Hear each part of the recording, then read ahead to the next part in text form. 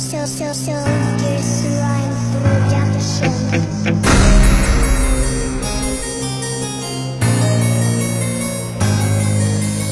Inosenteng mga bata na way sala, anong ipagkuha mga bata na way sala. Kayo ang managot sa kasalanan na ginawa. Sarling anak, pinatay na walang kaawa-awa.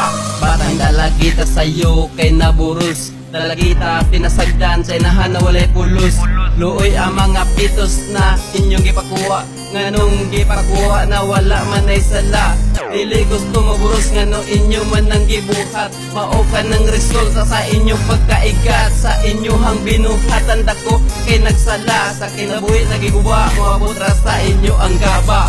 Inosenteng mga bata na way sala, nganong gipakuha mga bata na way sala. Kayo ang managot sa kasalanan na ginawa. Sarling anak pinatay na walang kaawa-awa. 15 anyos na dalagita na buntis, natakot na malaman sa ina siya ay umalis. 2 buwan pa lamang ang kanyang tiyan, kanyang pinalaglag, tinapon sa basurahan. Kawawang bata, walang kamalay-malay, ina na walang konsensya, sa anak niyang pinatay.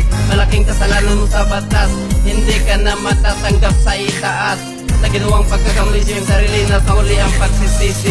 Inosenteng mga bata na way sala, anong ipagkuha mga bata na way sala. Kayo ang managot sa kasalanan na ginawa. Sarling anak pinatay na walang kaawa-awa. Malakang mo na